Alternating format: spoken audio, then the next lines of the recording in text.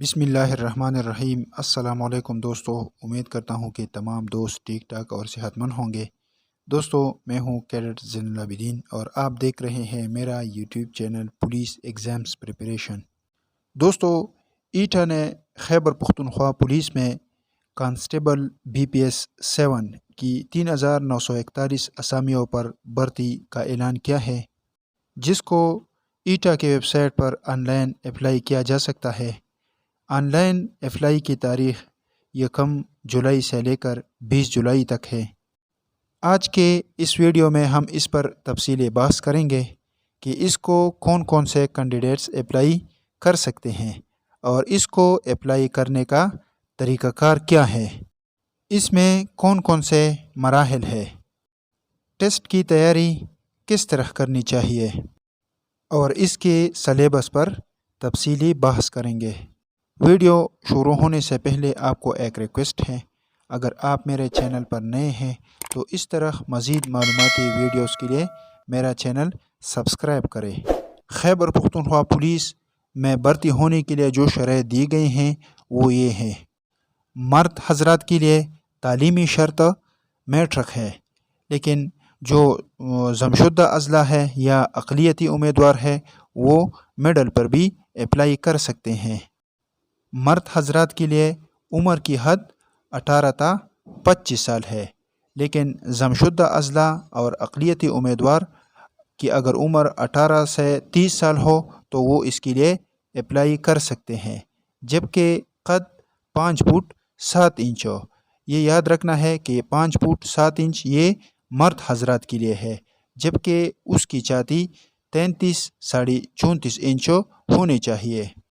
اسی طرح خواتین کے لیے تعلیمی شرط میٹرک ہے، لیکن ضمشدہ اضلاع کے خواتین میڈل پاس پر بھی اپلائی کر سکتے ہیں، جبکہ ضمشدہ اضلاع کے خواتین کی عمر اگر 18 سے 30 سال ہو تو وہ اس کے لیے اپلائی کر سکتے ہیں، جبکہ قد خواتین کے لیے 5 فٹ 1 انچ ہے۔ اور آپ کا ڈومیسائل خیبر پختونخوا کے متعلقہ اضلاع بشمول ضمشدہ قبائلی اضلاع و علاقہ جات کا ہونا چاہیے۔ اگر آپ ان شرائط پر پورا اترتے ہیں تو آپ ان کو اپلائی کر سکتے ہیں۔ سب سے پہلے آپ جیز کیش یا ایزی پیسہ کے ذریعے 650 روپے ایٹا کے ویب سائٹ پر جمع کریں اور اس کے بعد اپنے پروفائل سے ایٹا کے online website apply اپلائی کریں۔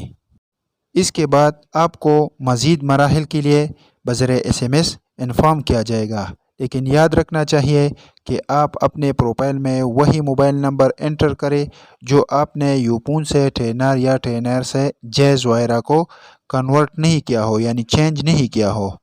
اس میں سب سے پہلے مرحلہ جو ہے وہ جسمانی امتحان یعنی دوڑ کا ہے۔